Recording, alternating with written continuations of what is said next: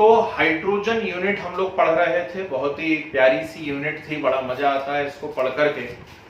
और hydrogen unit में जहां तक मुझे याद आ रहा है, लास्ट क्लास में हम लोगों ने बहुत सारे टाइप सीख लिए थे हाइड्रोजन के, ठीक?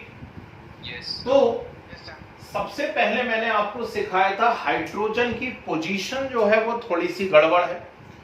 तो हाइड्रोजन की पोजीशन को लेकर के काफी संघर्ष चला था हम लोगों के बीच में कि इसको यार हम एल्कली मेटल में रखें कि हैलोजन में रखें। तो हमने काफी सारी सिमिलरिटी और डिसिमिलरिटी देखी थी एल्कली मेटल्स के साथ, और काफी सारी सिमिलरिटी और डिसिमिलरिटी देखी थी हम लोगों ने इसकी किसके साथ, हैलोजन के साथ, ठीक है। इसके बाद जो है बात आगे चल रही थी, तो वहां पर हम लोगों ने क्या सीखा हुआ था। एक तो यार इतने एब्सेंट क्यों होते मुझे समझ में नहीं आता, डालूंगा ही नहीं वीडियो में फिर, है ना, डालूंगा ही नहीं वीडियो तो ज्यादा अच्छा है, फिर भरपूर नुकसान होना चाहिए, 5-6 दिन बाद डाला करेंगे वीडियो। तो क्या होता है, सुनिए ध्यान से, कि हम पढ़ रहे थे टाइप्स ऑफ हाइड्रोजन, और टाइप्स ऑफ हाइड्रोजन में मैंने क्या क्या सिखाया। तो टाइप्स ऑफ हाइड्रोजन में बहुत सारी बातें हमने सीखी थी। सबसे पहले हमने आइसोटोप से चालू करा था, तो प्रोटियम, ड्यूटेरियम, ट्रिटियम हमने आइसोटोप वहां डिस्कस करे थे। बड़ा ही इंपॉर्टेंट क्वेश्चन इसके ऊपर बना करता है, बिल्कुल अच्छे से तैयार रहना है हम लोगों को इन क्वेश्चंस के लिए। तो ट्रिटियम जो था वो क्या था, रेडियो एक्टिव हाइड्रोजन था, और ड्यूटेरियम जो था वो हैवी हाइड्रोजन था। उस हैवी हाइड्रोजन से ही हैवी वाटर बनता था, है ना। हैवी वाटर का फार्मूला था D2O, ठीक। और नॉर्मल वाटर जो है, नॉर्मल वाटर का फार्मूला क्या था, H2O, ठीक है। फिर आगे बढ़े हम लोगों ने, हमने देखा molecular hydrogen, atomic hydrogen, nascent hydrogen, और इन तीनों फॉर्म में जो मोस्ट रिएक्टिव था वो था एटॉमिक हाइड्रोजन, उससे थोड़ा कम रिएक्टिव था नेसेंट हाइड्रोजन, और सबसे कम रिएक्टिव जो था वो था मॉलिक्यूलर हाइड्रोजन, ओके। फिर थोड़ा सा आगे बढ़े हम लोग, तो हमने देखा कि जैसे इलेक्ट्रॉन रोटेट कर रहे हैं ऐसी न्यूक्लियर मटेरियल भी रोटेट कर रहा है, और न्यूक्लियर मटेरियल में जो हाइड्रोजन है, ठीक। अब हाइड्रोजन के अंदर क्या है, न्यूट्रॉन तो है नहीं, तो सिर्फ प्रोटॉन है। तो H2 मॉलिक्यूल था, H2 मॉलिक्यूल में दोनों प्रोटॉन सेम डायरेक्शन में यदि रिवॉल्व कर रहे थे तो उसे हमने कहा था ऑर्थो हाइड्रोजन, और यदि वो अपोजिट डायरेक्शन में रिवॉल्व कर रहे थे तो हमने उसे कहा था पैरा हाइड्रोजन। इतनी बातें मैं आपको अभी तक सिखा चुका हूं। चलिए हेडिंग डालिए जरा, preparation of hydrogen, side heading डालिए, प्रिपरेशन ऑफ हाइड्रोजन। बोर्ड पे रहिए और ध्यान से सुनिए। कई टाइप से आप लोग हाइड्रोजन को बना सकते हैं, कुछ बढ़िया सी मेथड्स मैं बता रहा हूं, यहां देखिए। फर्स्ट आता है यहां पर फ्रॉम वाटर, ठीक। वाटर से आप कैसे हाइड्रोजन को बनाएंगे, है ना। कई लोगों से मैं पूछता हूं वाटर कितने डिग्री सेल्सियस पे डिसोसिएट होता है, तो चीख के बोलते हैं 100 डिग्री सेल्सियस। याद रखना 100 डिग्री सेल्सियस पे तो वाटर सिर्फ बॉयल होता है। मैं डिसोसिएट होने की बात करता हूं, हालांकि अब 12th वालों को इसके आंसर पता पड़ जाते हैं, आप लोगों को आज पता पड़ जाएगा। मैं डिसोसिएट होने की बात कर रहा हूं। डिसोसिएट होने से मतलब यह है कि वाटर टूट जाए, हाइड्रोजन अलग निकल जाए, ऑक्सीजन अलग निकल जाए, इसकी बात कर रहा हूं मैं। तो वाटर ऐसे डिसोसिएट नहीं होता भैया, वाटर डिसोसिएट होता है 2000 डिग्री सेल्सियस पे। सोचो कैसी मजेदार बात है, यानी वाटर को आप 2000 डिग्री सेल्सियस पे हीट करेंगे तब जाकर के उसमें से हाइड्रोजन अलग होगी और ऑक्सीजन अलग होगी। लेकिन मेरे पास कई मेथड्स हैं जिनसे मैं वाटर से हाइड्रोजन बना सकता हूं, जरूरी नहीं है मुझे उसको तोड़ना ही है, उसके अलावा भी मेरे पास बहुत सारी मेथड है। चलिए मैं बताता हूं आपको। फर्स्ट, हाईली रिएक्टिव मेटल ले लीजिए। हाईली रिएक्टिव मेटल मतलब सोडियम ले लीजिए, पोटेशियम ले लीजिए, कैल्शियम ले लीजिए, and these can react even with cold water. ठीक, these can react even with cold water. ये ठंडे पानी से भी रिएक्ट कर लेती है, और ठंडे पानी से रिएक्ट करके अपना हाइड्रोक्साइड बनाती हैं। बोलो मत, बोलो मत, बोलो मत भाई, बहुत सारे लोग कान में लगा के बैठे होंगे, उनको फिर इरिटेशन होने लगता है ना। सिर्फ मेरी मधुर आवाज चलने दो, ठीक। दो ही आवाजें फेमस है इंडिया में, एक लता जी की और मेरी, है ना, तो वही सुनना अच्छा लगता है, ठीक। तो बस मेरी आवाज में चलने दो कार्यक्रम। तो ये जो मेटल्स होती हैं ये कोल्ड वाटर से भी रिएक्ट कर लेती हैं और हाइड्रोजन गैस को रिलीज करती हैं।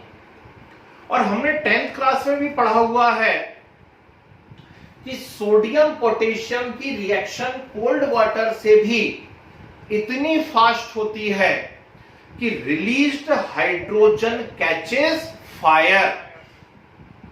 तो जो हम बोलते हैं कि पानी के अंदर पोटेशियम फेंका और आग लग गई, तो पानी में पोटेशियम फेंका और आग लग गई, तो वहां पे वो जो आग है, वो आग ना वाटर में लगती है ना पोटेशियम में लगती है, वो आग एक्चुअली किस में लगती है? हाइड्रोजन में। Hydrogen is highly inflammable in nature, जबरदस्त तरीके से ज्वलनशील होती है, इतनी ज्यादा इन्फ्लेमेबल होती है कि किसी रूम में सिर्फ हाइड्रोजन भरी हुई है और आपने ऐसा कर दिया, चुटकी बजा दी बस, तो ये जो फ्रिक्शन हुआ है, इससे जो हीट निकली, इस हीट से भी हाइड्रोजन जल उठती है। तो ये जो रिएक्शंस हो रही हैं, these reactions are very fast, बहुत फास्ट रिएक्शन होती है। और बहुत फास्ट के चक्कर में क्या होता है, ये हाइड्रोजन जैसे ही बाहर निकल के एटमॉस्फेयर के कांटेक्ट में आती है, उसका एटमॉस्फेयर से फ्रिक्शन होता है और उस फ्रिक्शन के कारण वो आग पकड़ लेती है, ठीक। तो फिर क्या करा जाए, हैं? तो फिर क्या करा जाए, तो हमें इन रिएक्शन को स्लो करना है। सुन लें भविष्य के आईआईटीएन और डॉक्टर्स, ठीक, और ठेकेदार और नर्स भी सुन लें कि इस रिएक्शन को हमें स्लो करना है। तो स्लो करने के लिए हम क्या करेंगे, तो इस रिएक्शन को स्लो करने के लिए हम इन मेटल्स का अमलगम यूज करेंगे। क्या यूज करेंगे? अमलगम यूज करेंगे, मेटल अमलगम। अमलगम क्या होता है? अमलगम होता है अलॉय विथ मरकरी,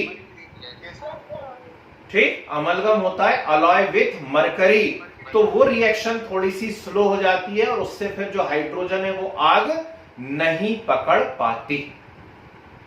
आगे बात समझे, ठीक है। आगे बढ़ते हैं।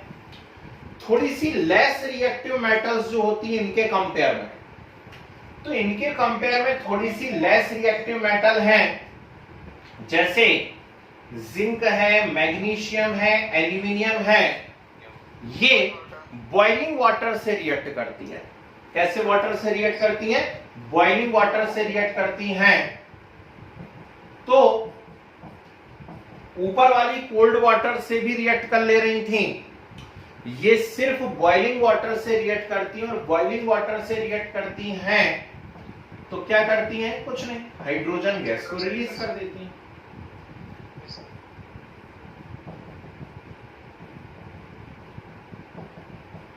इस प्रकार से, ठीक। और लेस रिएक्टिव ली जाए तो और लेस रिएक्टिव है यहां पर कौन? तो यहां पर और ज्यादा लेस रिएक्टिव मेटल आ गई है आपके सामने, आयरन, ठीक। आयरन के साथ क्या होता है, ध्यान से देखिएगा। आयरन वाटर से ऐसे कोई रिएक्शन नहीं करता, तो आपको लेना पड़ता है रेड हॉट आयरन। कैसा आयरन लोगे? Red hot iron. और रेड हॉट आयरन पर भेजेंगे सुपर हीटेड स्टीम, ठीक। बहुत हाई टेम्परेचर पे गर्म की हुई स्टीम। जो लोग लेट पधारे हैं उनकी जानकारी के लिए बता दूं भाई, हाइड्रोजन यूनिट चल रही है, ये तो आप जानते हो। और हाइड्रोजन यूनिट में मैं आज प्रिपरेशन ऑफ हाइड्रोजन सिखा रहा हूं, ठीक है। तो प्रिपरेशन ऑफ हाइड्रोजन में हम पहला सीख रहे हैं फ्रॉम वाटर। तो वाटर में हमने देखा कि कुछ मेटल्स होती हैं जो कोल्ड वाटर से रिएक्ट कर लेती हैं और कोल्ड वाटर से रिएक्ट करके हाइड्रोजन गैस को रिलीज कर देती हैं, जैसे सोडियम, पोटेशियम, कैल्शियम वगैरह। लेकिन कुछ मेटल ऐसी होती हैं जो कोल्ड वाटर से रिएक्ट नहीं करती बल्कि बॉइलिंग वाटर से रिएक्ट करती हैं, और उबलता हुआ पानी जब आप उनके ऊपर डालेंगे तो वो उबलते हुए पानी से रिएक्ट करेंगी और उबलते हुए पानी से रिएक्ट करके हाइड्रोजन गैस को रिलीज करेंगी, जैसे कि जिंक, मैग्नीशियम, एल्यूमिनियम वगैरह। ओके, और लेस रिएक्टिव मेटल पे हम आए, जैसे कि आयरन पर। तो आयरन उबलते पानी से भी रिएक्ट नहीं करेगा, तो फिर क्या करेगा? रेड हॉट आयरन लीजिए और रेड हॉट आयरन के ऊपर स्टीम भेजिए, सुपर हीटेड स्टीम, तब जाकर के वो उससे रिएक्ट करेगा और बनाएगा Fe3O4 और हाइड्रोजन गैस रिलीज हो जाएगी। अभी थोड़ी देर बाद, 15-20 मिनट बाद, इस मेथड को मैं लेंस प्रोसेस कहूंगा, LANE। इस रिएक्शन को मैं क्या कहूंगा? लेंस प्रोसेस कहूंगा, ठीक है ना। लेंस प्रोसेस में क्या होता है? इंडस्ट्रियल स्केल पे हाइड्रोजन गैस बनाने के काम आता है, ठीक। तो ये रिएक्शन रिपीट होगी, फिर से याद रखना, आयरन वाली, है ना। आगे बात करते हैं, चलिए नेक्स्ट, ध्यान से सुनिएगा। वाटर का इलेक्ट्रोलाइसिस करा दीजिए। वाटर का यदि आप इलेक्ट्रोलाइसिस कराते हैं, what is the meaning of electrolysis? Electrolysis का मतलब है इलेक्ट्रिक करंट दिया, ठीक। तो आप प्लेटिनम इलेक्ट्रोड ले लीजिए, प्लेटिनम इलेक्ट्रोड लेकर के पानी लीजिए, उसके अंदर हाई वोल्टेज डालिए, ठीक। तो जब आप इलेक्ट्रोलाइसिस करवाते हैं, पूरी रिएक्शन बता दे रहा हूं मैं पूरी रिएक्शन बता दे रहा हूं आपको, इलेक्ट्रोलाइसिस एक्चुअली होता कैसे है, ठीक है ना। उसके बाद आप चाहें तो उसको शॉर्ट में भी याद कर सकते हैं, ठीक है। तो क्या होता है? सबसे पहले वाटर टूटा H पॉजिटिव OH नेगेटिव में, OH नेगेटिव से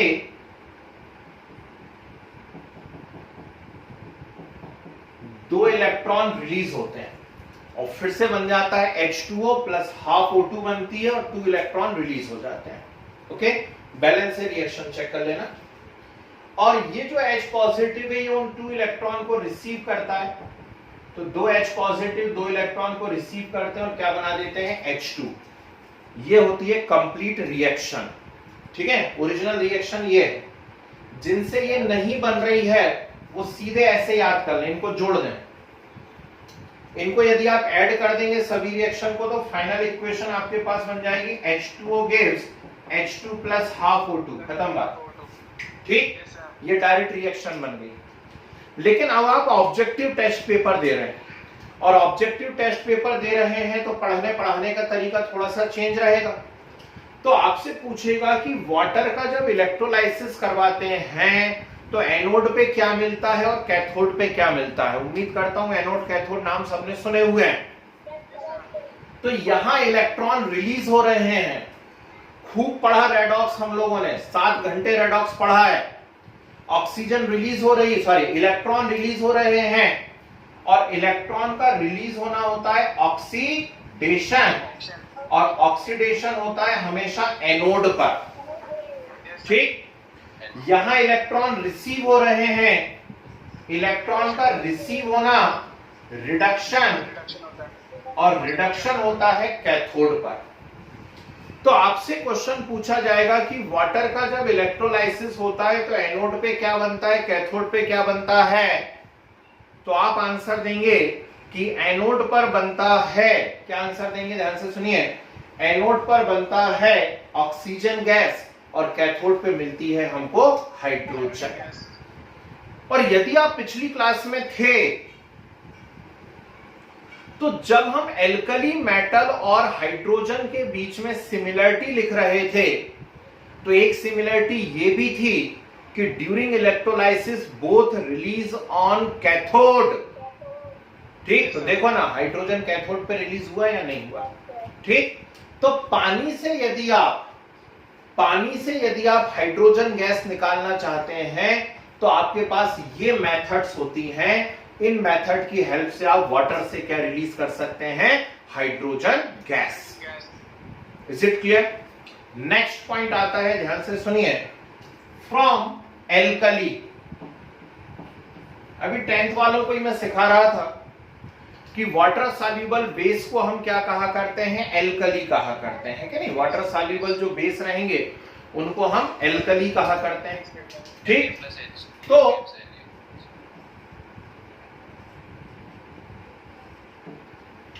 एल्कली से हम कैसे बना सकते हैं, सुनिए ध्यान से। बहुत सारी मेटल्स एम्फोटेरिक मेटल्स होती हैं, अभी बोर्ड पे लिखे भी थे कुछ एग्जांपल, है ना। तो बहुत सारी मेटल्स एम्फोटेरिक मेटल्स होती हैं, मतलब वो एसिड और बेस दोनों से रिएक्ट कर लेती हैं, ठीक है। इनमें कुछ कॉमन है, zinc, beryllium, aluminium, tin, lead, है ना, ये कुछ कॉमन मेटल्स हैं।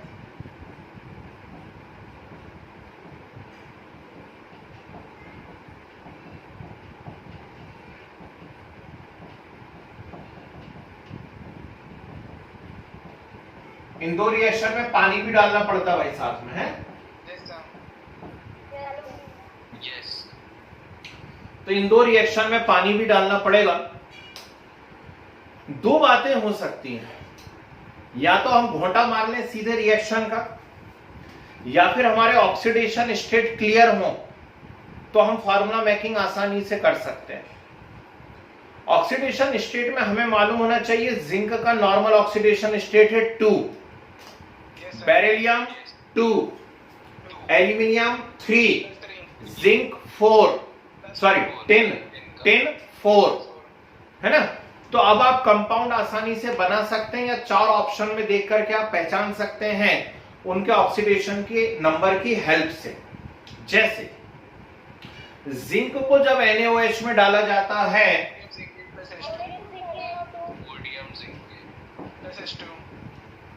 Na2ZnO2, सुनो केवल सुनो, Na2ZnO2 बनता है। आप ऑप्शन देख करके आसानी से पहचान सकते थे, क्योंकि Na2ZnO2 में जब जिंक का ऑक्सीडेशन नंबर निकालेंगे तो कितना आएगा, +2, ठीक है, ऐसे पहचानना है ना। बेरिलियम से यदि आप करवाएंगे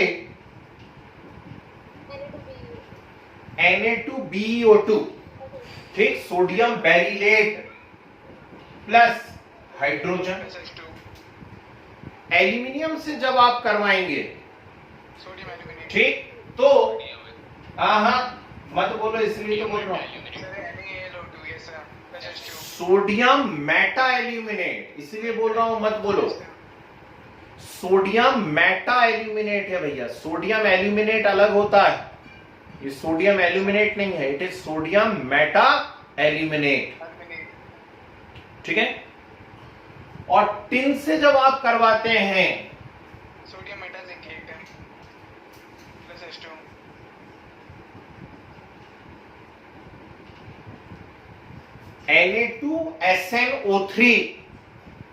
Na2SNO3 sodium stannate plus hydrogen gas release होती है। चेक करिए, Na2SNO3 में टिन का ऑक्सीडेशन नंबर कितना है, जल्दी बताइए, 4, ठीक। तो थोड़ी टफ है, लेकिन क्या करें भाई, क्लास भी बड़ी है, चैप्टर भी आगे बढ़ चुका है बहुत ज्यादा। तो ये होता है एल्कली से हाइड्रोजन निकालने का तरीका, है ना। यदि आप स्कूल जाते हैं, लैब के अंदर जाइए, इनमें से कोई मेटल यदि आपको मिल जाती है वहां पर, उसके ऊपर आप NaOH डाल दीजिए, ठीक, उसमें से आपको बुलबुला निकलते मिलने लगेगा, ठीक है ना। नाम है बेटा, सोडियम एल्यूमिनेट है और सोडियम मेटा एल्यूमिनेट है, ठीक है ना। तो सोडियम एल्यूमिनेट जो होता है ना, वो Na3AlO3 ऐसा होता है, ठीक, उसका फॉर्मूला अलग है। और ये है सोडियम मेटा एल्यूमिनेट, ठीक। तो यहां वो मेटा कोई वो नहीं है, ठीक, उसकी बड़ी लंबी कहानी होती है ना। पायरो कब लगता है, आर्थो कब लगता है, मेटा कब लगता है, थोड़ा सा वो 12th का पोर्शन है, अभी हम डिस्कस करेंगे तो हमारा लगभग 20-25 मिनट चला जाएगा। तो अभी आप सिर्फ नाम याद रखिए उसका, सोडियम मेटा एल्यूमिनेट।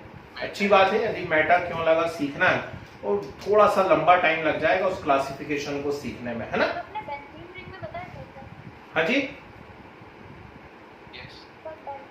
नहीं बेंजीन से कोई लेना देना नहीं है इसका बेंजीन से कोई लेना देना नहीं है भैया। मैंने पहले बताया आर्थो मेटा पैरा जब बेंजीन में आए उस समय की बात अलग है, यहाँ उसका कोई लेना देना नहीं है, ठीक है ना। क्या डाउट है भैया, कौन बोल रहा है डाउट? सर वो एसिड के साथ रिएक्ट करा के भी मेटल को निकाल सकते हैं ना सर, हाइड्रोजन गैस कर रहे हैं ना, अभी मैंने कराया कहाँ? सही है सर, yes, अभी तो मैंने हेडिंग डाली है फ्रॉम वाटर, फिर हेडिंग डाली है फ्रॉम एल्कली। नेक्स्ट सुनिए, from acid. Yes sir, yes. तो रिएक्टिविटी सीरीज कहीं 10th क्लास में हमने पढ़ी हुई है और हम अच्छे से जानते हैं कि रिएक्टिविटी सीरीज में हाइड्रोजन के ऊपर जितनी भी मेटल्स हैं वो सभी डाइल्यूट एसिड से रिएक्ट करती हैं और डाइल्यूट एसिड से रिएक्ट करके क्या कर देती हैं, हाइड्रोजन गैस को रिलीज कर देती हैं, रिलीज करती हैं, ठीक। Exception HNO3। तो जितनी भी मेटल्स हैं वो सभी डाइल्यूट एसिड से रिएक्ट करेंगी और क्या कर देंगी, हाइड्रोजन गैस को रिलीज कर देंगी, ठीक। जैसे मान लीजिए मेरे पास सोडियम ही क्यों ना, तो सोडियम से रिएक्ट करवाया NaCl प्लस H2 यहां बन जाने वाला है, ठीक। मेरे पास कैल्शियम है या फिर जिंक है, इसकी H2SO4 से रिएक्शन करवाई H2, ठीक है। डाइल्यूट होना चाहिए, ये शर्त है, याद रखना डाइल्यूट ही होना चाहिए, कंसंट्रेटेड के साथ नहीं होता है। क्यों नहीं होता अभी हम डिस्कस कर रहे हैं, 5 मिनट रुकिए, ठीक है। HNO3 के साथ सिर्फ मैग्नीशियम और मैग्नीज सिर्फ 2 ऐसी मेटल हैं जो वेरी डाइल्यूट HNO3 में से रिएक्ट करके हाइड्रोजन गैस देती हैं, हाइड्रोजन गैस को रिलीज कर सकती हैं। बाकी कोई भी मेटल डाइल्यूट HNO3 में से हाइड्रोजन गैस रिलीज नहीं कर पाती, सिर्फ कौन करती है, मैग्नीशियम और मैग्नीज करती है, ठीक है। आगे सुनिए, तो एसिड से बनाना तो बहुत आसान रहता है। रिएक्टिविटी सीरीज में जितने भी हाइड्रोजन के ऊपर मेटल्स हैं वो सारी की सारी मेटल्स क्या करती हैं, डाइल्यूट एसिड से रिएक्ट करती हैं और डाइल्यूट एसिड से रिएक्ट करके क्या कर देती हैं, हाइड्रोजन गैस को रिलीज कर देती हैं। क्लियर है बात। नेक्स्ट, अब बड़ा ही इंपॉर्टेंट पॉइंट आ रहा है, जरा बोर्ड पे रहिएगा सभी लोग, दैट इज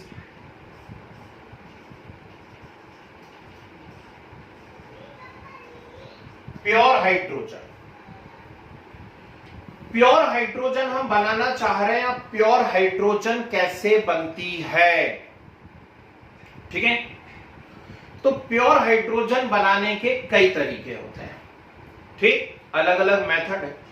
और जहां भी ऐसा कोई क्वेश्चन आता है ना, लेबोरेटरी रिएक्शन उसको याद कर लेना चाहिए, इंडस्ट्रियल प्रिपरेशन याद कर लेनी चाहिए, और प्योर और यदि किसी गैस के बारे में बात आ रही है तो उसको याद कर लेना चाहिए, वो ऑटोमेटिकली इंपॉर्टेंट हो जाती हैं, है ना।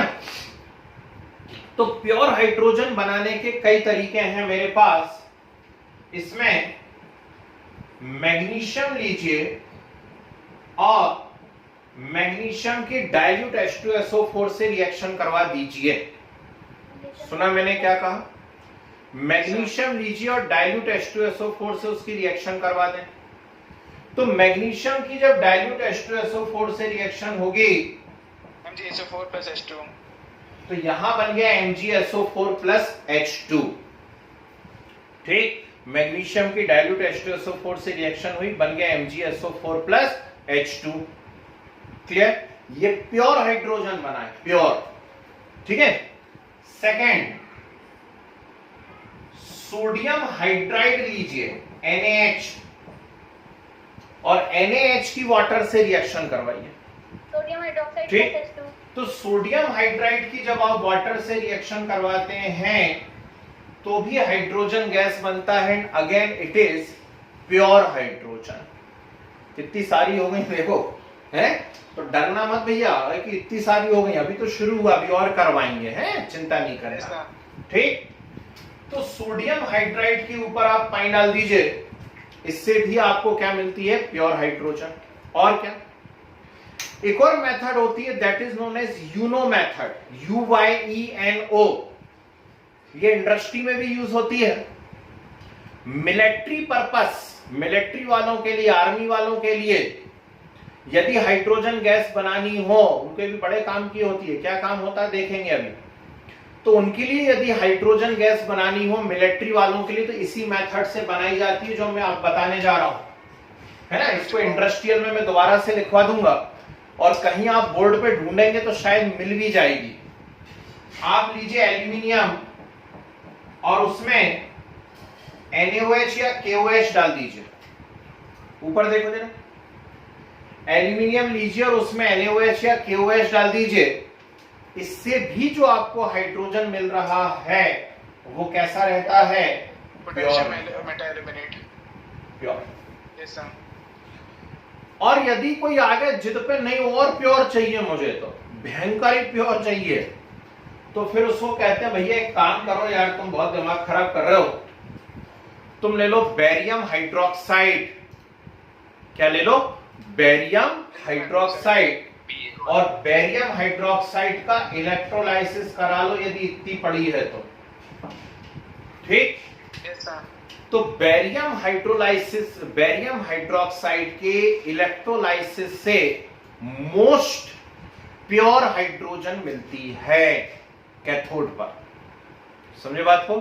ठीक। तो ये रिएक्शंस हुआ करती हैं भैया प्योर हाइड्रोजन बनाने की। इस प्रकार से हम लोग 4 अलग अलग मेथड्स हैं जिनसे क्या ऑब्टेन कर सकते हैं? Pure hydrogen. समझ गए बात को? रुक जाओ अभी। ठीक। तो पहले हमने देखा वाटर से कैसे हाइड्रोजन निकलती है, तो ये सारी मेथड्स हो गई, इनसे वाटर से हाइड्रोजन निकल गया। फिर हमने देखा कि यार एल्कली से कैसे हाइड्रोजन बन सकता है, तो ये इतनी सारी मेथड है, इनमें एल्कली से हाइड्रोजन बना लिया। फिर हमने देखा कि एसिड से कैसे बन सकता है, तो ये कुछ मेथड्स हैं, एसिड से बना लिया। वेरी प्योर बनाना है तो कैसे बनेगा? ऐसे। अब थोड़ी सी जगह बची हुई है तो मैं एक और बता दूंगा, फिर इसके नोट्स बनाएंगे, फिर और बताऊंगा, है। तो लेबोरेटरी बना ले, पहले नोट्स बना ले, हैं। चलो एक काम करते हैं, पहले इतने के नोट्स बना लेते हैं, फिर आगे बात करते हैं। जी हाँ, बाकी में हाइड्रोजन में कुछ ना कुछ दूसरी गैसेस की इंप्योरिटीज आ जाती हैं, है ना। कुछ दूसरी गैसेस मिली हुई रहती हैं, इनमें जो हाइड्रोजन मिल रही है वो प्योर रहती है। हाँ भाई, क्या डाउट है? और क्या डाउट? सेम डाउट था कि सर प्योर हाइड्रोजन और उसमें डिफरेंस। हाँ ना, तो अब ये तो कोई डाउट है ही नहीं ना। जब लिखा है प्योर हाइड्रोजन है मतलब प्योर हाइड्रोजन है, तो कंफर्म बात है कि ऊपर जो रिएक्शंस लिखी हुई हैं उनमें जो हाइड्रोजन बन रही है उनमें कुछ ना कुछ और भी है ना। सर और गैसेस कैसे हो सकते हैं सर, जैसे कोई रिएक्शन नहीं हो रहा और एटमॉस्फेयर से आ जाती है कैसे? ओ भैया, जैसे H2SO4 है तो उसमें SO2SO3 मिल जाएंगी, है ना। HNO3 है तो उसमें NO N2O NO मिल जाएंगी। ठीक। ये इलेक्ट्रोलाइसिस है, किसी दूसरी मेथड से आप बना रहे हो, पर्याप्त अच्छे से आपने सेपरेशन नहीं करा हुआ है, तो इसमें कोई गैसेस मिल जाएंगी। समझ रहे बात को? ऐसा। चलो डालिए, हेडिंग डालिए, प्रिपरेशन ऑफ। जी नहीं, ऐसे हाइड्रोजन आग नहीं पकड़ेगी भाई। ठीक। एक्सोथर्मिक तो सारी रिएक्शन होती है, NaH प्लस H2O भी एक्सोथर्मिक है ना। NaH प्लस H2O भी एक्सोथर्मिक होती है, ये रिएक्शन भी एक्सोथर्मिक होती है, लेकिन ऐसे हाइड्रोजन को आग नहीं पकड़ने देते, उसको बाहर एयर के कांटेक्ट में आने ही नहीं देते। एयर के कांटेक्ट में आने, बिल्कुल एकदम क्लोज पैक ट्यूब्स लगी हुई रहती हैं, वो ट्यूब्स तेजी से जाती हैं और आइस कोल्ड कंटेनर के अंदर जाकर के हाइड्रोजन को कलेक्ट करती चली जाती हैं, तो आग नहीं पकड़ने देते उसको। आग यदि पकड़ लेगी तो एक्सप्लोजन हो जाएगा भयंकर, है ना, फूट जाएंगे लैब के ऑपरेटर्स जितने भी हैं। लिखे preparation of hydrogen, first heading आ रही है from water.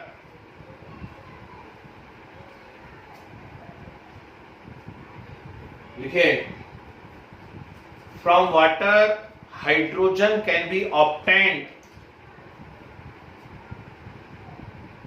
From water hydrogen can be obtained by following reactions. Hydrogen can be obtained by following reactions. First, highly reactive metals like sodium, potassium, highly reactive metals like sodium, potassium, and even calcium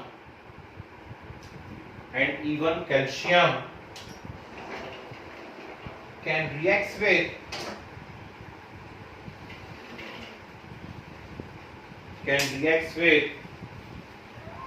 cold water,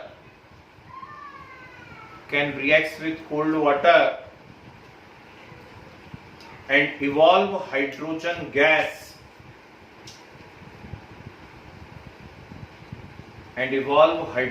gas,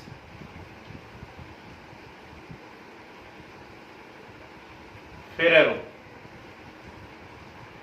The reaction of sodium and potassium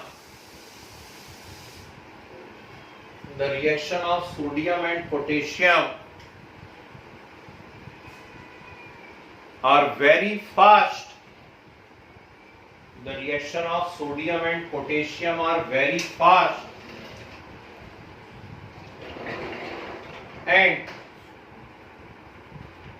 And evolved hydrogen can catches fire.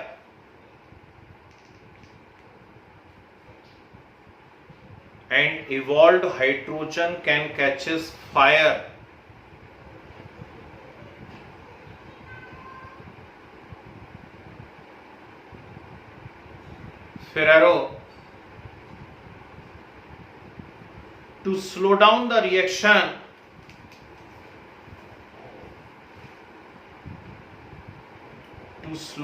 reaction, metal amalgam are used.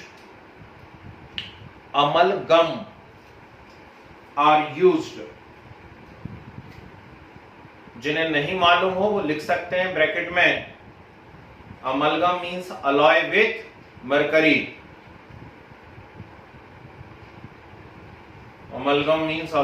mercury. ठीक है, 3-4 line छोड़िए. Second लिखिए. less reactive metal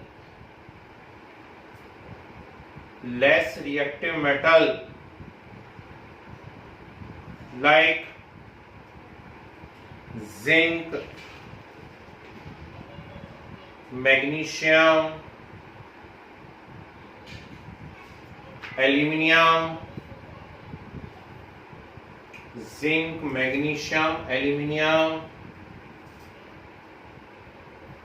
reacts with boiling water.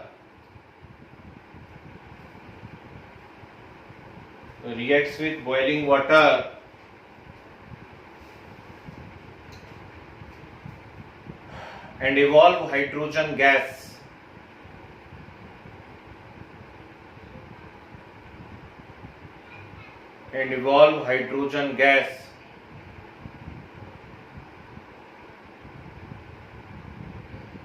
ठीक है, 3-4 line छोड़िए reaction note करने के लिए. सी पॉइंट लिखिए. When superheated steam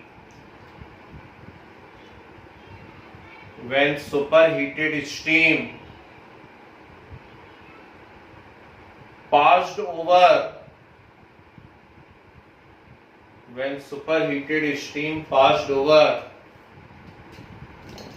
red hot iron,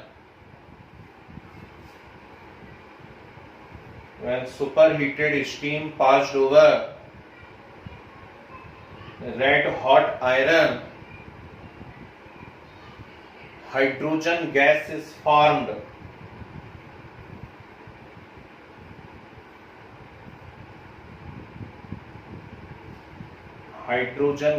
is formed.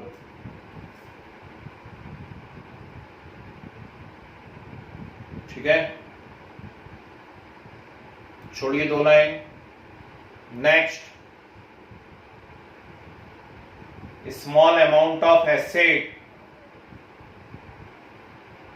और base, small amount of acid और base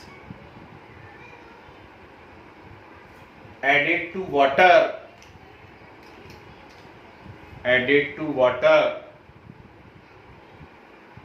and electrolysis carried out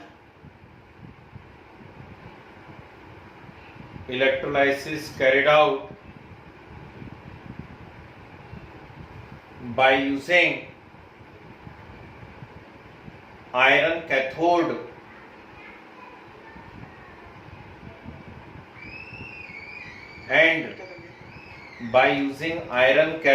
and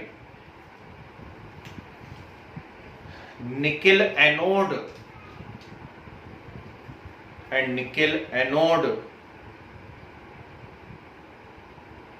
as a result, platinum भी हो सकता है। हाँ प्लेटिनम भी हो सकता है, इनर्ट इलेक्ट्रोड ले सकते हैं हम। तो हाइड्रोजन ऑब्टेन्ड एट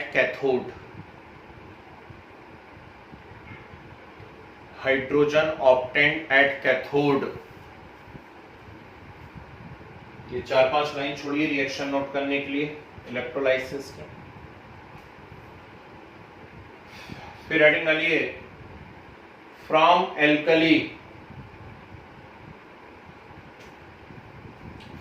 एल्कली, लिखे following metals reacts with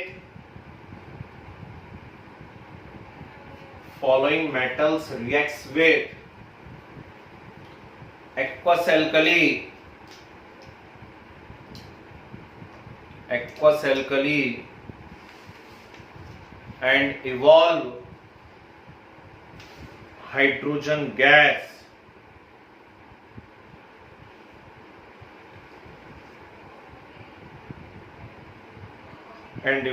hydrogen gas,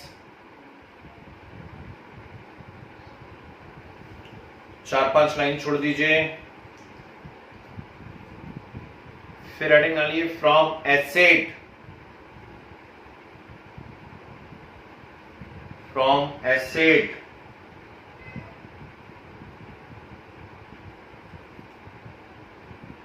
लिखिए metals which present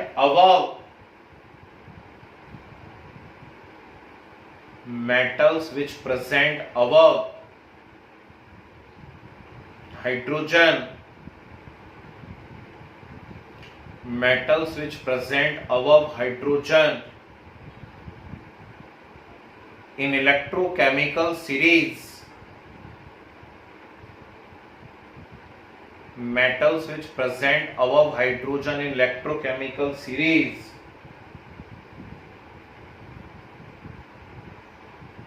reacts with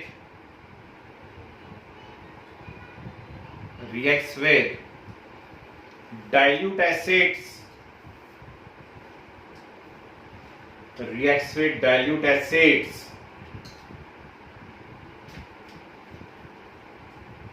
and evolve hydrogen gas.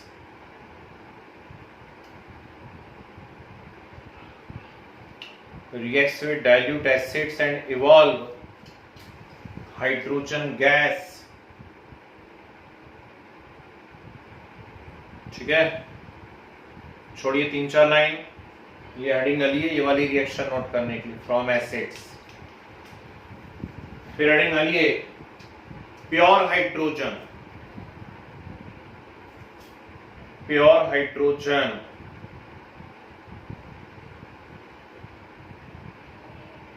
लिखें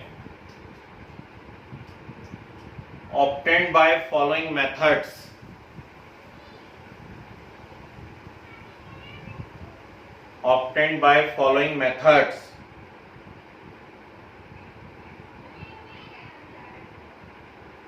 ए पॉइंट लिखे,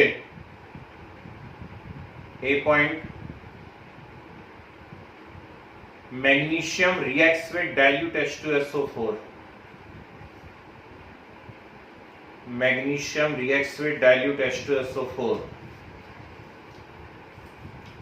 2 लाइन छोड़िए, B point, reaction of sodium hydride with water, reaction of sodium hydride with water.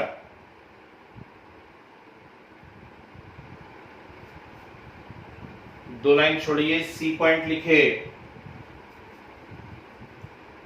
Reaction of scrap aluminium SCRAP, sir B point पे जो बोलते हैं, B point, reaction of sodium hydride with water. C, reaction of scrap aluminium with caustic alkali,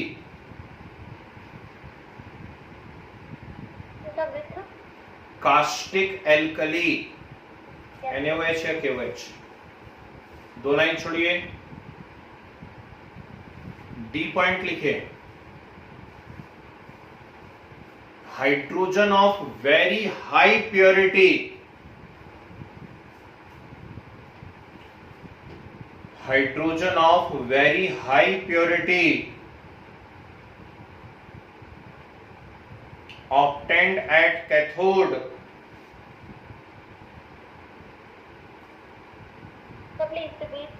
hydrogen of very high purity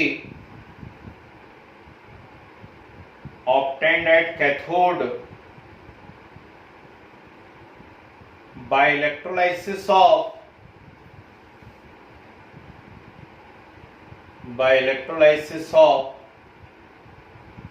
barium hydroxide, by electrolysis of barium hydroxide। Okay, चलिए language पढ़ पढ़ के note करिए जरा फटाफट।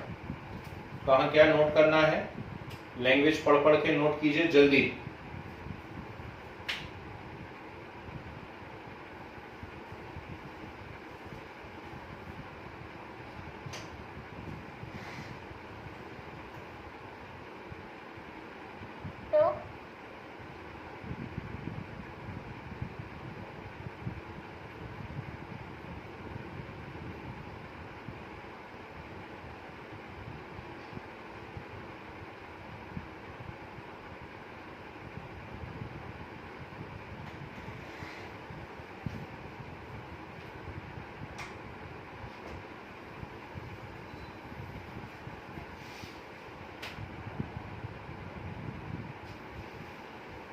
हरि बोल हरि बोल हरि बोल।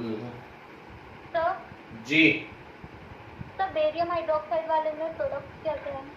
बेरियम हाइड्रोक्साइड के प्रोडक्ट आप लिख लीजिए। बेरियम अलग बन जाएगा या बेरियम ऑक्साइड बनेगा, हाइड्रोजन गैस निकलेगी, ऑक्सीजन निकलेगा।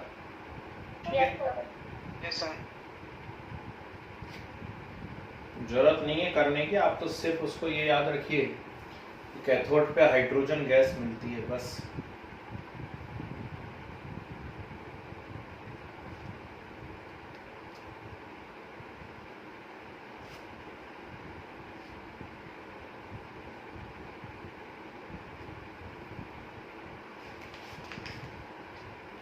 Excuse me sir. जी भाई साहब। सर वो अपन रिएक्शन को स्लो डाउन करने के लिए क्या ऐड करते तो एक बार प्लीज बता दीजिए। अमलगम, अमलगम मतलब मरकरी के साथ अलॉय बना के डालते हैं, सोडियम अमलगम, पोटेशियम अमलगम, ऐसा।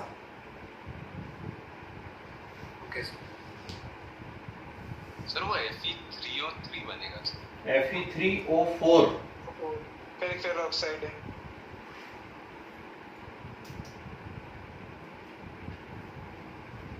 Fe3O4 ferroso ferric oxide.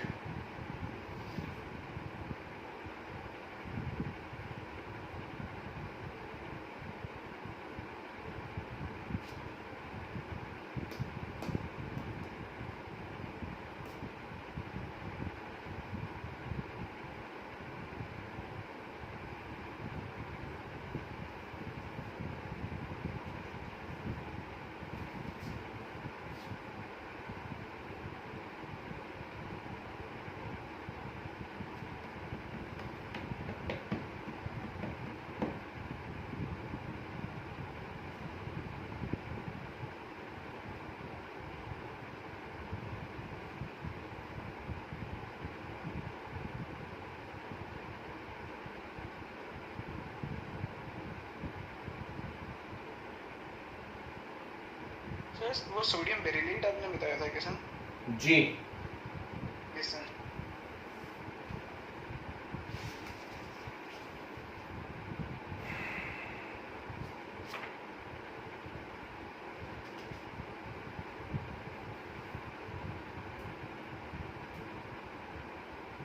Sir जो BaOH मोनोऑक्साइड रिएक्शन है उसमें Pb भी आ सकता है क्या? कौन रिएक्टर में? कौन से वाले में? सर लास्ट वाली में। नहीं,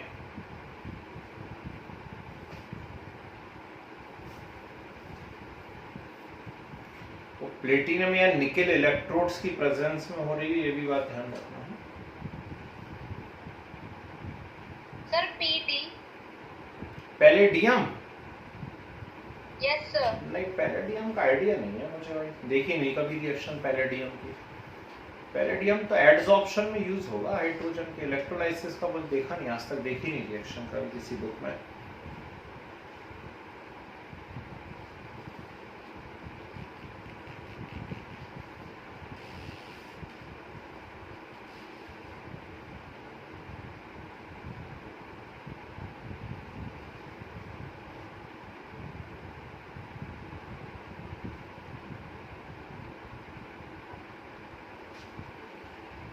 जैसा वो राइट बोर्ड में थोड़ा वो लाइट की वजह से चमक रहा है। रिएक्शन बना लो अपने आप से। कौन से वाले में? ठीक, जब ठंडे वाटर से वो रिएक्ट करने में कैपेबल हैं तो फिर स्टीम बना के क्यों पैसा खर्च करा जाए, ये है बात, है ना। चलो अब सुनिए ध्यान से।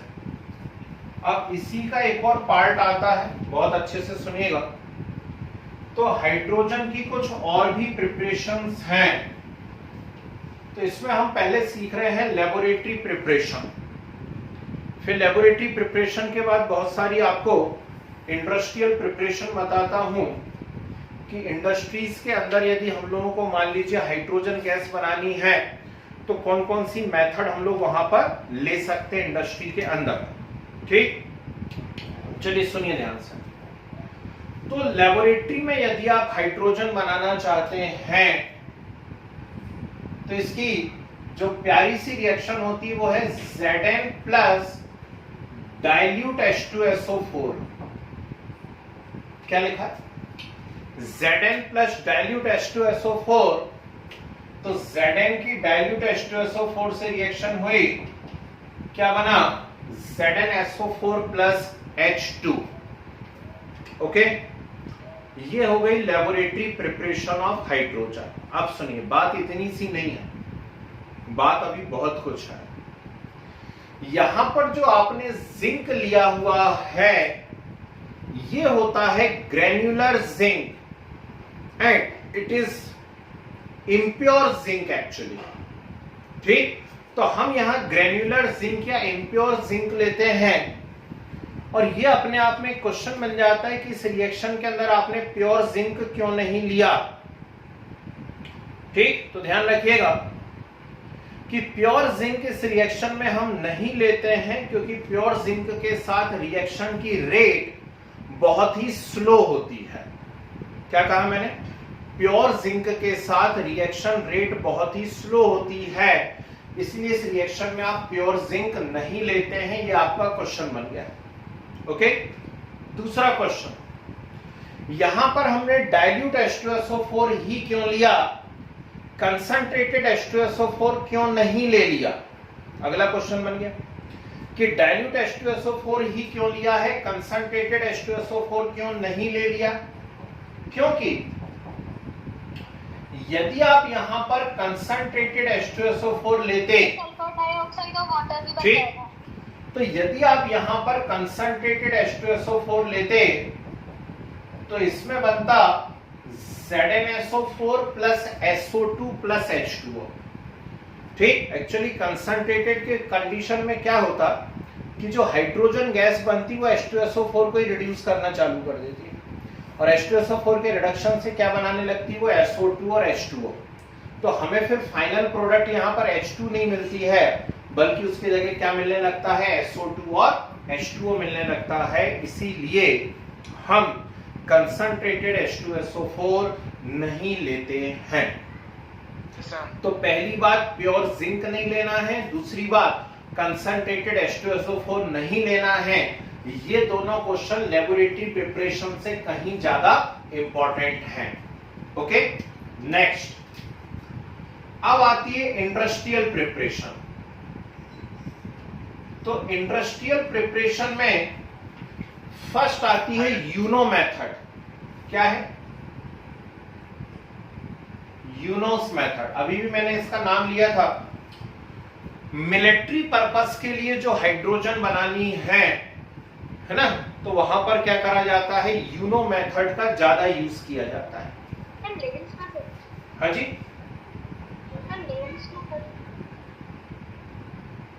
सुनाई नहीं दे रहा, क्या बोला?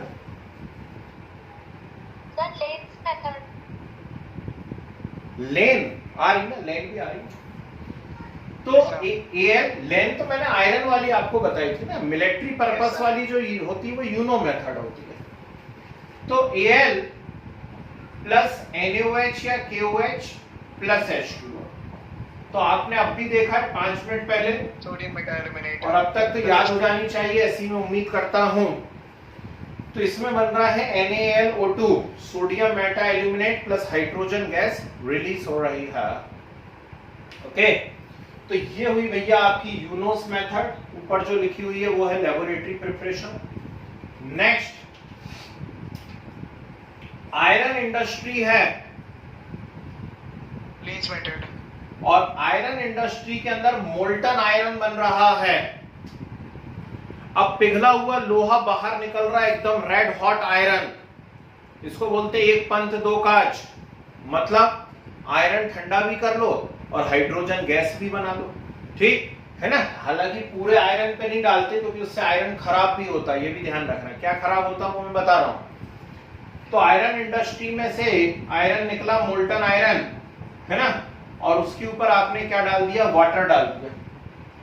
तो रेड हॉट आयरन पे जब स्टीम भेजते हैं, नॉट वाटर, स्टीम जब भेजते हैं तो ये क्या हो जाता है, Fe3O4 प्लस H2। इसे कहा जाता है लेंस मेथड, ठीक। पर क्या कहा मैंने, पूरे आयरन के साथ ऐसा खिलवाड़ नहीं करते। क्यों नहीं करते पूरे आयरन के साथ ऐसा खिलवाड़? क्योंकि वो आयरन फिर Fe3O4 में कन्वर्ट होने लगता है। हालांकि उससे कोई बहुत ज्यादा नुकसान नहीं हो रहा है। मैक्सिमम इंडस्ट्री में भाई आपको प्योर आयरन का करोगे क्या, है ना। आयरन हमको कहाँ यूज करना, आयरन हमको बिल्डिंग्स में यूज करना है, और कहाँ यूज करोगे, ठीक। कुछ पार्ट्स बनाने हैं मशीनों के, ठीक, तो वो इम्प्योर आयरन से भी चल सकता है। और वैसे भी अंदर घुसने वाले के तो रिएक्ट करेगा नहीं, अपर सरफेस पे ही क्या बन रहा है, केवल Fe3O4। इसीलिए लगभग सारी स्टील इंडस्ट्रीज के अंदर आयरन को ठंडा करने के लिए क्या करते हैं, इस प्रोसेस का यूज करते हैं। और इस प्रोसेस का एक बेनिफिट ये हो जाता है कि एक्स्ट्रा में हमको क्या मिलती चली जाती है, हाइड्रोजन गैस मिलती चली जाती है। अब जिनके पास आयरन इंडस्ट्री नहीं है और वो हाइड्रोजन गैस बना रहे हैं इस मेथड से, जिनके पास आयरन इंडस्ट्री नहीं और फिर भी इस मेथड से हाइड्रोजन गैस बना रहे हैं, तो उनका आयरन तो खराब हो गया, उनका आयरन तो काय में कन्वर्ट हो गया, Fe3O4 में। तो वो क्या करते हैं, इस Fe3O4 पे डालते हैं वाटर गैस। क्या डालते हैं, वाटर गैस। अभी फिर से आएगा, CO plus H2, carbon monoxide और हाइड्रोजन का मिक्सचर कहलाता है वाटर गैस। तो रेड हॉट Fe3O4 लेते हैं, ध्यान से सुनिएगा, और इस रेड हॉट Fe3O4 पे वाटर गैस को भेजा करते हैं। जब रेड हॉट Fe3O4 पे वाटर गैस को भेजा करते हैं, तो इस वाटर गैस के अंदर जो CO और H2 है, वो CO और H2 क्या करते हैं, इस आयरन को रिड्यूस कर देते हैं वापस से Fe में, और खुद ऑक्सीडाइज होकर के हट जाते हैं। तो इस प्रकार से आयरन फिर से मिल जाता है और फिर वापस से वो अपनी सेवाएं देना चालू कर देता है। इसे कहते हैं लेंस मेथड। तो यूनो हो गई, लेन हो गई। नेक्स्ट यहां पर एक मेथड आती है जिसे कहा जाता है बॉश प्रोसेस, ठीक है। बॉश अब बॉश मेथड के अंदर क्या होता है, बॉश मेथड आप लोग घर में भी कर सकते हो। रेड हॉट कोक ले लो और रेड हॉट कोक के ऊपर आप स्टीम भेजो, छुन्न कर दो। चूल्हा जल रहा हो, तंदूर जल रहा हो, कोयला उसके अंदर जल रहा है, उसके ऊपर पानी डालिए, छुन्न की आवाज आएगी, है ना। और उस छुन्न की आवाज के साथ वहां से तुरंत बाहर कौन निकलेगा, CO+H2। ठीक, कार्बन मोनोऑक्साइड और हाइड्रोजन का मिक्सचर निकलेगा। और अभी अभी बताया मैंने आपको कि कार्बन मोनोऑक्साइड और हाइड्रोजन का मिक्सचर कहलाता है वाटर गैस। इसे सिंथेसिस गैस भी कहा जाता है। क्या कहते हैं इसको, सिंथेसिस गैस भी कहते हैं। और इसीलिए इसका शॉर्ट फॉर्म सिन गैस होता है, SYN। तो आपको कहीं सिन गैस लिखा हुआ मिल जाए, या कहीं आपको सिंथेसिस गैस लिखा हुआ मिल जाए, या आपको वाटर गैस लिखा हुआ मिल जाए, तो ये सब कौन होती हैं, CO+H2 होती हैं। ये रिएक्शन होती है निकिल की प्रेजेंस में। तो निकिल की प्रेजेंस में रेड हॉट कोक के ऊपर जब आप क्या करते हैं, स्टीम को भेजते हैं, तो क्या बन जाता है, सिन गैस बन जाता है, वाटर गैस, सिंथेसिस गैस। इस रिएक्शन को कहा जाता है कोल गैसिफिकेशन। क्या कहते हैं, कोल गैसिफिकेशन। तो ये अलग से ध्यान रखना, बॉश प्रोसेस के अंदर इस पर्टिकुलर रिएक्शन को कहा जाता है कोल गैसिफिकेशन। अब क्या करा जाता है, ध्यान से सुनिएगा। इस वाटर गैस में और ज्यादा वाटर वेपर्स मिलाई जाती है। ठीक, वाटर गैस में और ज्यादा वाटर वेपर्स मिलाई और आयरन क्रोमेट के ऊपर उसको भेजना चालू करा। तो वाटर गैस में और ज्यादा वाटर वेपर्स मिलाई और किसके ऊपर भेजा हमने, आयरन क्रोमेट के ऊपर। और जब आयरन क्रोमेट के ऊपर भेजते हैं तो अब क्या हो जाता है, बन जाती है CO2+H2। ओके, CO2+H2 बन गई। जो CO2 और H2 बनी है, इसको भेजा जाता है किसके अंदर, इसको भेजा जाता है वाटर के अंदर। CO2 वाटर में सॉल्युबल होती है, घुल जाती है, और हाइड्रोजन जो होती है वो इनसॉल्युबल होती है। ठीक, वहां पे हाइड्रोजन को कलेक्ट कर लिया जाता है। तो ये कहलाती है भैया बॉश प्रोसेस। बॉश प्रोसेस में ऊपर जो रिएक्शन हुई है उसको कहा जाता है कोल गैसिफिकेशन, और नीचे जो रिएक्शन हुई है इसे कहा जाता है वाटर गैस शिफ्ट रिएक्शन। क्या बोलते हैं, ऊपर वाली को कहते हैं कोल गैसिफिकेशन और नीचे वाली को कहते हैं water gas shift reaction. Clear है ना। अब क्या करें भाई, जैसा सिलेबस है तो पढ़ना तो पड़ेगा। साइंस लेने का निर्णय आपका था तो आप पढ़ो, है ना। अच्छा निर्णय है, बुरा नहीं बोल रहा हूं उसको, लेकिन मेहनत लगती है भैया साइंस में, है ना। चलो, एक और मेथड होती है इंडस्ट्रियल स्केल पे हाइड्रोकार्बन। 10th थोड़ी बहुत तो पढ़ी होगी, भले सारा ही सिलेबस डिलीट हो गया था, कुछ बचा ही नहीं था, फिर भी कुछ तो बचा होगा। एल्केन एल्कीन नाम तो सुने होंगे, है ना। तो एल्केन एल्कीन एल्काइन ये सब हाइड्रोकार्बन है। तो हमने हाइड्रोकार्बन लिया, जैसे कि हमने ले लिया मीथेन। ठीक, CH4 इसको हाई टेम्परेचर पे हीट करा, इसके अंदर स्टीम मिला करके निकिल के ऊपर भेजा। काय के ऊपर भेजा, निकिल के ऊपर भेजा। तो ये जो हाइड्रोकार्बन है मीथेन, ये CO+H2 में बदल जाता है, यानी वाटर गैस में बदल जाता है। ठीक, और वाटर गैस से हाइड्रोजन कैसे निकाली जाती है वो आपको आता है। तो वाटर गैस से फिर हम हाइड्रोजन निकाल लेते हैं, और इस प्रोसेस को कहते हैं स्टीम रीफॉर्मिंग प्रोसेस। क्या बोलते हैं, स्टीम रीफॉर्मिंग प्रोसेस। देखो कितने सारे नाम हो गए। ये था कोल गैसिफिकेशन, ठीक, ये था वाटर गैस शिफ्ट रिएक्शन, और ये था स्टीम रीफॉर्मिंग प्रोसेस। ओके, कभी कभी थर्मल क्रैकिंग भी आप कर सकते हैं हाइड्रोकार्बन की। बोर्ड पे रहिए, क्या बोला मैंने? हाइड्रोकार्बन की थर्मल क्रैकिंग भी कर सकते हैं। क्रैकिंग मतलब क्या होता है? क्रैकिंग मतलब होता है वेरी हाई टेम्परेचर पे हीट करिए। तो मीथेन को नियरली 1000 डिग्री सेल्सियस पे हीट करते हैं, और जब हीट करते हैं तो वो टूट जाता है, और टूट के कार्बन अलग हो जाता है और हाइड्रोजन अलग हो जाती है। ठीक है, तो ये कहलाता है थर्मल क्रैकिंग। ठीक, मैं समझ रहा हूं अभी आपका मन नहीं भरा होगा, और इच्छाएं हो रही होंगी और मिल जाए हम लोगों को। ठीक, तो एक और होता है, और वो आप ऑलरेडी पढ़ चुके हैं, that is electrolysis of water. ठीक, Yes, sir. इससे भी इंडस्ट्रियल स्केल पे हाइड्रोजन गैस बनाई जाती है। Yes. बस खत्म, छिड़ गए पेपले, छिड़ गए पूरे के पूरे, है ना? तो इतनी प्रिपरेशन बहुत है भैया हाइड्रोजन की, मोर देन सफिशिएंट है ना? एनसीईआरटी मत खोल लेना, कहोगे नहीं तो प्राणी निकल गए कि और इतनी सारी पढ़ा दी, एनसीईआरटी में कुछ दिए ही नहीं है हमें, है ना? तो इतनी तो रिक्वायरमेंट है भैया। भविष्य के सपने देख रहे हो तो इतना आपको आना चाहिए, नहीं तो सपने ही मत देखो। ठीक, तो चलिए शुरू करिए। डेलिसाइडिंग लेबोरेटरी प्रिपरेशन लिखे।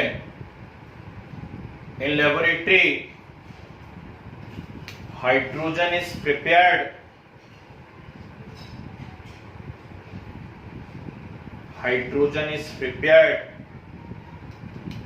by action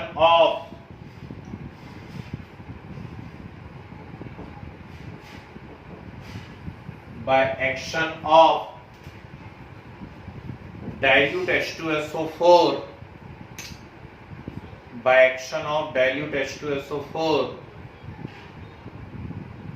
on granulated zinc in special apparatus या bottle called Wolf's bottle, WOULFE, granulated zinc in special type of bottle या apparatus called Wolf water, Sir, कौन सा water?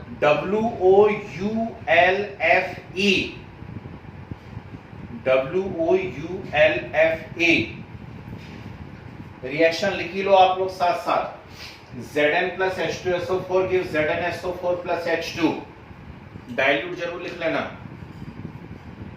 Zn plus H2SO4 gives ZnSO4 plus H2। फिर arrow बना के लिखिए, hydrogen 10 octane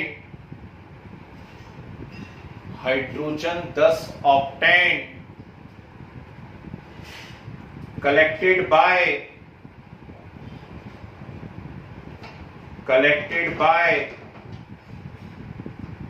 downward displacement of water। पानी में insoluble है तो नीचे से भेजते हैं इसको पानी के अंदर, तो ये ऊपर कलेक्ट होती जाती है और पानी को धीरे धीरे नीचे सरकाती जाती है। Collected by downward displacement of water.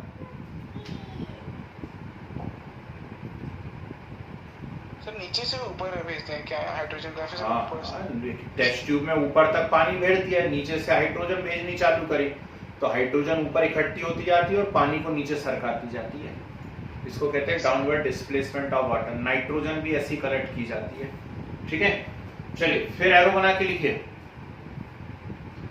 Pure nickel not used because, Sir, pure zinc. sorry, pure zinc not used because its reaction is slow।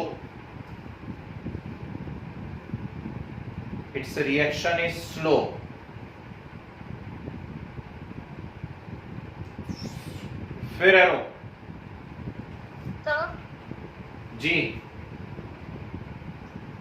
Sir जो इम्प्योर जिंक होता है उसमें सर क्या होता है कि वो फास्ट रिएक्शन प्योर जिंक यदि आप लेते हैं तो ये जो मटेरियल बन रहा है वो जिंक उसको अपने ऊपर एब्जॉर्ब करना चालू कर देता है, चिपकाने लगता है और आगे की रिएक्शन स्लो हो जाती है। समझ गए? ठीक है, तो इसीलिए है ना, इसीलिए हम प्योर नहीं लेते हैं। ऊपर ही अपने ऊपर ही चिपकाने लगता है गैसेस को, तो अपने ऊपर चिपकाने लगेगा तो नई रिएक्शन हो ही नहीं पाती है, इसलिए इम्प्योर लिया जाता है। फिर एरो बना के लिखें, concentrated H2SO4 not used, concentrated H2SO4 not used because following reaction takes place, because following reaction takes place। लिख लीजिए Zn plus H2SO4 concentrate gives ZnSO4 plus SO2 plus H2O।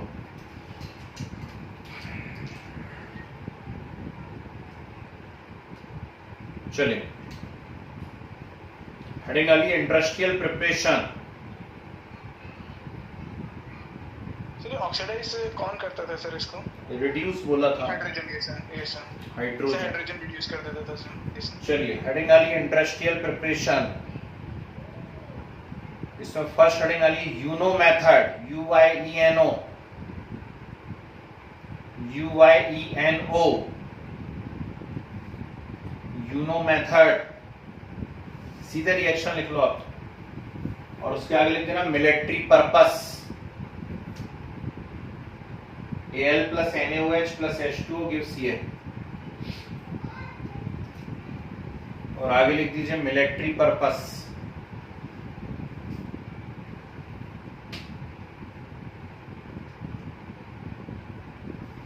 चलिए, लेंस मेथड, लेंस मेथड सीधे reaction लिख लिया, आप पहचानते हैं पहले से। Fe plus H2O gives Fe3O4 plus H2।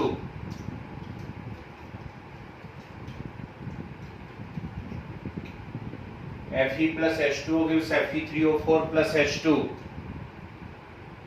फिर एरो बना के लिखिए, the Fe3O4 thus obtained, the Fe3O4 thus obtained reduce back into Fa, the Fe3O4 thus obtained reduce back into Fa by water gas, water gas, come on, ये note करिए अब नीचे वाला।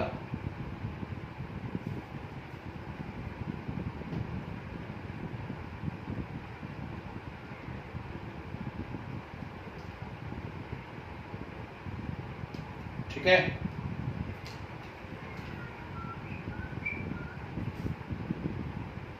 Sir doubt था।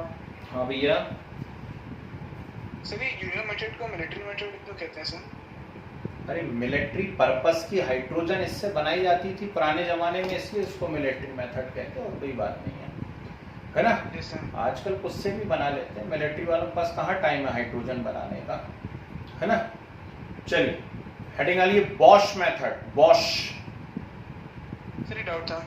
रुक जाओ अभी जरा, इसको कंप्लीट कर लें अपन, समय कम बचा, दूसरी क्लास का टाइम हो जाता है बच्चों का।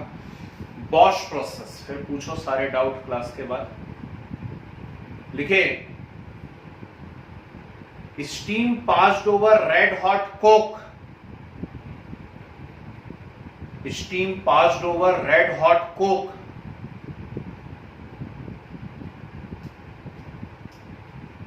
To give mixture of CO and H2, mixture of CO and H2, Sir, mixture of CO and H2,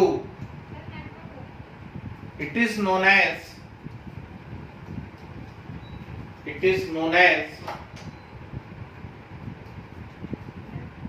water gas.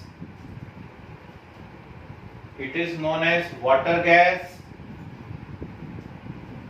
or synthesis gas or syngas, SYN, syngas, and this reaction known as coal gasification reaction. Coal gasification, underline कर लेना इन सब बातों को, and this reaction known as coal gasification. Sir water gas के बाद कौन सा बोला? Synthesis, syn, and reaction known as coal gasification. ये ऊपर वाली रिएक्शन नोट करिए. C plus H2O gives CO plus H2.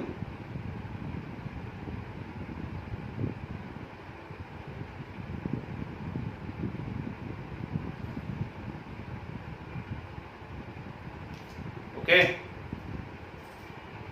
फिर एरोक्सेन लिखिए. Now more water vapour added to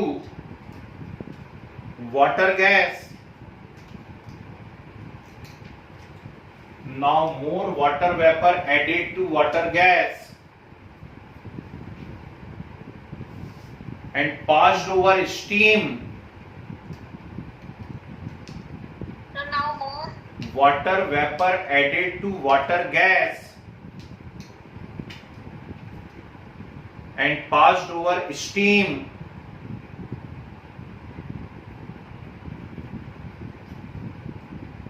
Following reaction takes place.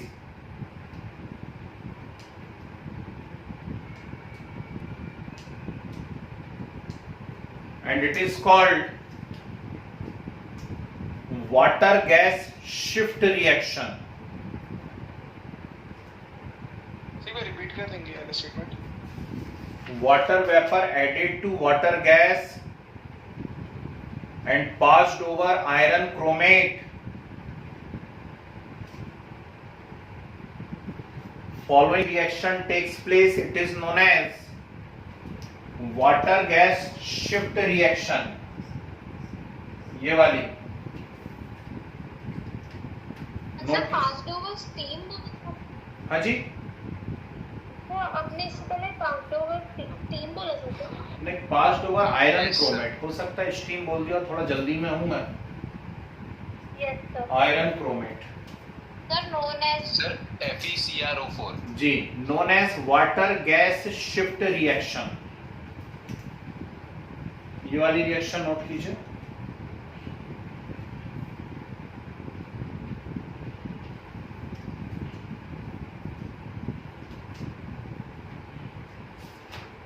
चलिए, फिर एडिंग आ रही from hydrocarbon.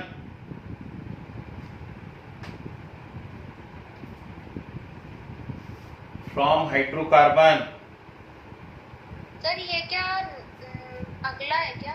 Ji, next heading मतलब अगला है. From hydrocarbon Yes. Yes sir. लिखो natural gas mixed with steam. Sir ये भी इंडस्ट्रियल प्रिपरेशन जी है जी क्या? जी जी, सब इंडस्ट्रियल ही चल रही है. Natural gas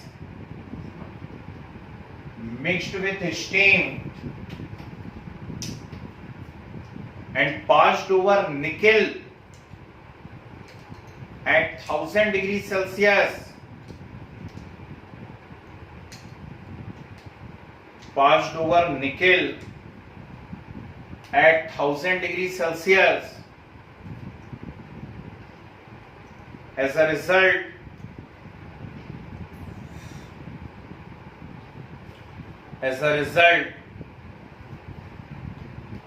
water gas is formed.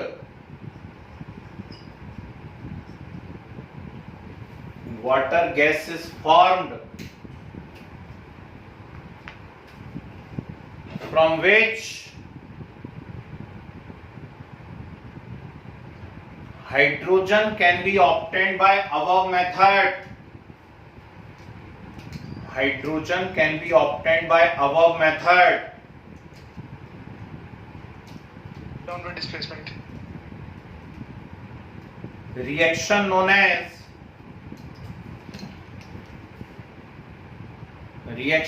as steam reforming process. Steam reforming process.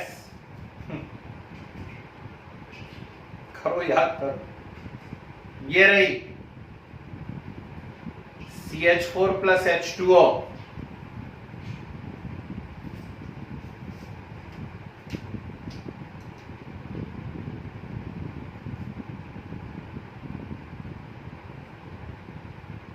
ठीक है। Next, thermal cracking of natural gas also give hydrogen. ये सब इंडस्ट्रियल ही है भाई। Thermal cracking of natural, cracking, crack कर देना, तोड़ देना। Yes yes sir thermal cracking of natural gas also give hydrogen. Yes sir ये नोट कीजिए, CH4 वाली। Thermal cracking of natural gas also gives hydrogen. ये रिएक्शन नोट कर लीजिए।